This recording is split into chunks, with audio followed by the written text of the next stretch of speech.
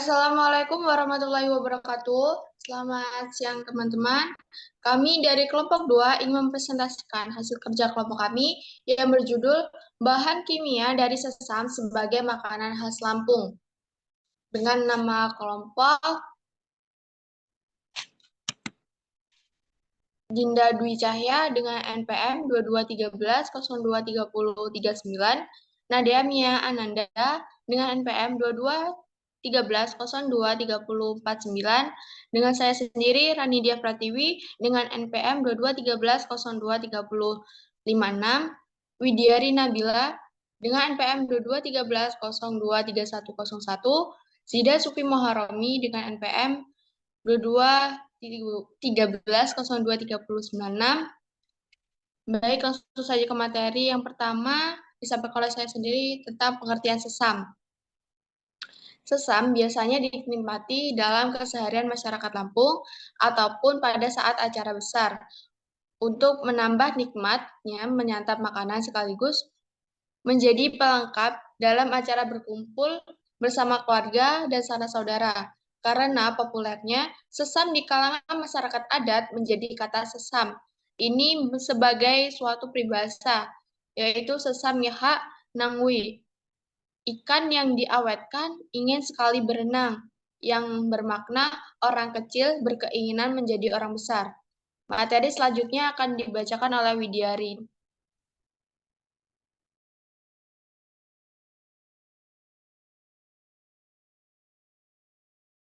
Baik, selanjutnya yaitu bahan pembuatan sesam. Bahan pembuatan sesam, dalam pembuatan sesam ini ada dua bahan yang digunakan. Yang pertama yaitu ikan tawar. Ikan tawar ini bisa berupa ikan patin, ikan seluang, ikan gabus, dan lain-lainnya. Dan yang kedua yaitu garam. Penggunaan ikan tawar karena alasannya lebih mudah diperoleh dan lebih enak. Ikan dikategorikan sebagai sumber protein yang bermutu tinggi. Untuk pemberian garam, bertujuan agar sesam terasa lebih enak dan awet.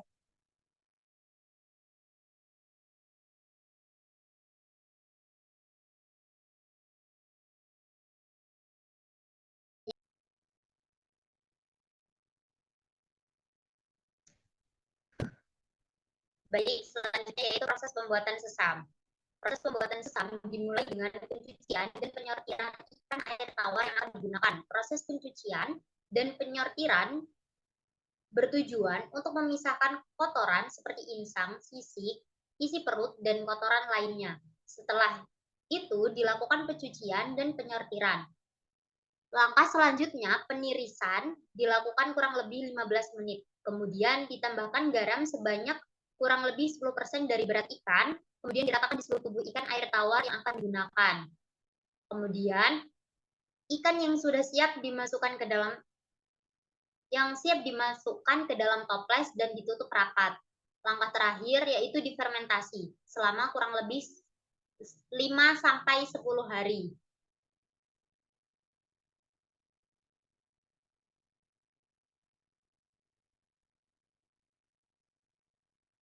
Kemudian ada proses pembuatan sesam menurut sains. Dalam proses pembuatan sesam menerapkan fermentasi spontan dan sampai saat ini masyarakat Lampung masih melakukannya secara tradisional.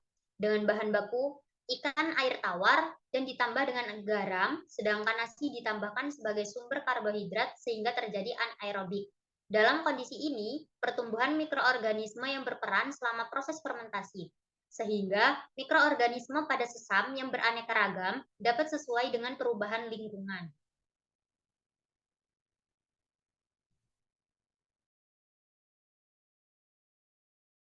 Yang selanjutnya yaitu transformasi pengetahuan asli masyarakat ke pengetahuan sains. Baik, yang pertama yaitu tahap pemilihan bahan baku sesam. Pada tahap pemilihan bahan baku sesam, menurut pengetahuan masyarakatnya, penggunaan ikan tawar alasannya karena lebih mudah diperoleh dan lebih enak. Sedangkan menurut pengetahuan ilmiahnya, ikan itu dikategorikan sebagai sumber protein yang bermutu tinggi.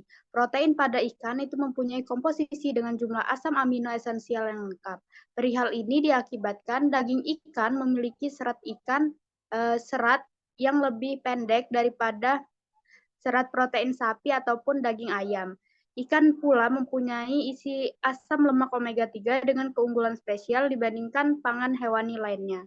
Sebab komposisi asam lemak esensialnya tidak jenuh ganda. Pada tahap yang kedua yaitu tahap pemberian garam. Menurut pengetahuan masyarakat, pemberian garam ini bertujuan agar sesam terasa lebih enak dan awet. Kuantitas garam yang diberikan untuk tiap bahan bakunya itu hanya berdasarkan informasi secara turun-temurun. Sedangkan menurut pengetahuan ilmiah, tingginya garam yang dipakai itu bisa mempengaruhi perkembangan bakteri asam laktat. Maka tingkatan penyusutan yang menciptakan asam laktat tersebut. Fenomena yang terjalin sebab nilai pH produk bekasam itu berkaitan dengan fenomena perkembangan bakteri asam laktat. Tahap 3 yaitu tahap fermentasi. Nah, menurut pengetahuan masyarakat, fermentasi ini bertujuan agar bekasam dapat terawetkan dan memunculkan aroma yang khas pada bekasam. Sedangkan menurut pengetahuan ilmiahnya, fermentasi ialah pemecahan senyawa organik menjadi senyawa yang lebih sederhana dengan mengaitkan mikroorganisme. Fermentasi ialah sesuatu proses ataupun tahapan dalam transformasi kimiawi dari senyawa-senyawa organik yaitu karbohidrat, protein, lemak, serta bahan organik lainnya, baik dalam kondisi aerob maupun anaerob, yang dihasilkan oleh mikroba. Pada tahap yang keempat, yaitu tahap timbul bau khas bekasam. Menurut pengetahuan masyarakat, hasil dari pembusukan atau terjadinya proses fermentasi pada ikan dan nasi. Sedangkan menurut pengetahuan ilmiahnya, sepanjang proses fermentasi yang dihadapi proses penguraian protein di mana kuman serta enzim menguraikan komponen-komponen makro pada ikan, paling utama protein jadi senyawa-senyawa simpel. Durasi fermentasi menciptakan aroma yang khas serta durasi yang lama dikala fermentasi itu membagikan penyusutan pada pH. Baik, yang selanjutnya akan dijelaskan oleh Nadea. Baik, terima kasih Dinda. Di sini saya akan melanjutkan menjelaskan untuk tahap yang kelima. Tahap yang kelima yaitu warna sesam.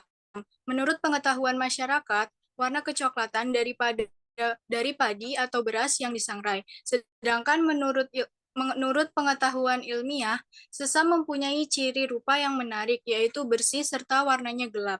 Warna gelap dikarenakan oleh padi sangrai yang bercorak kecoklatan. Sebaliknya, lama fermentasi bekasam ikan pada perlakuan mempunyai ciri menarik yaitu bersih, warna kecoklatan, dan khas sesam.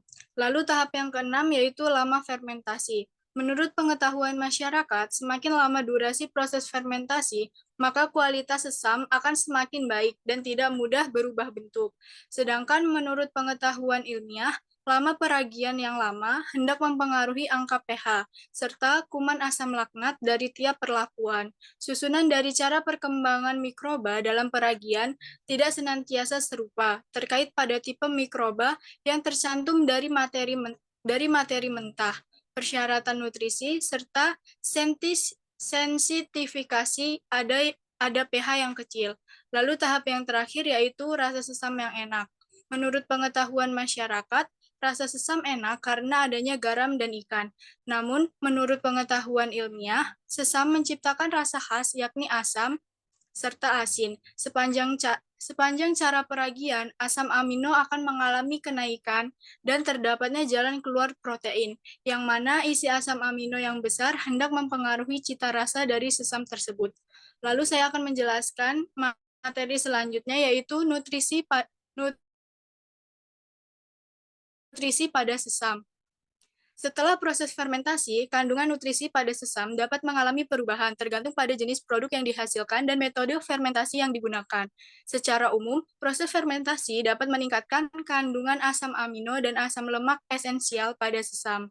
Selain itu, fermentasi dapat meningkatkan kandungan senyawa antioksidan seperti lignan dan sesamol yang dapat membantu melindungi sel-sel tubuh dari kerusakan oksidatif.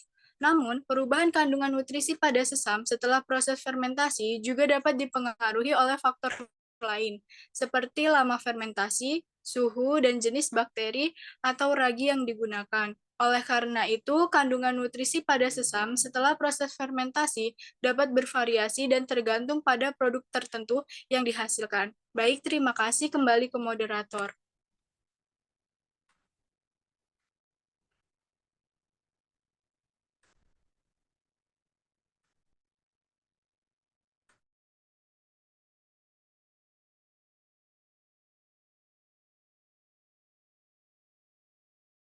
yaitu kesimpulan.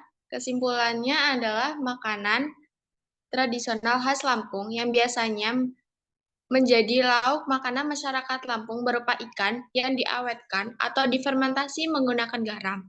Fermentasi bertujuan agar sesam dapat terawetkan dan untuk memunculkan aroma yang khas dari sesam.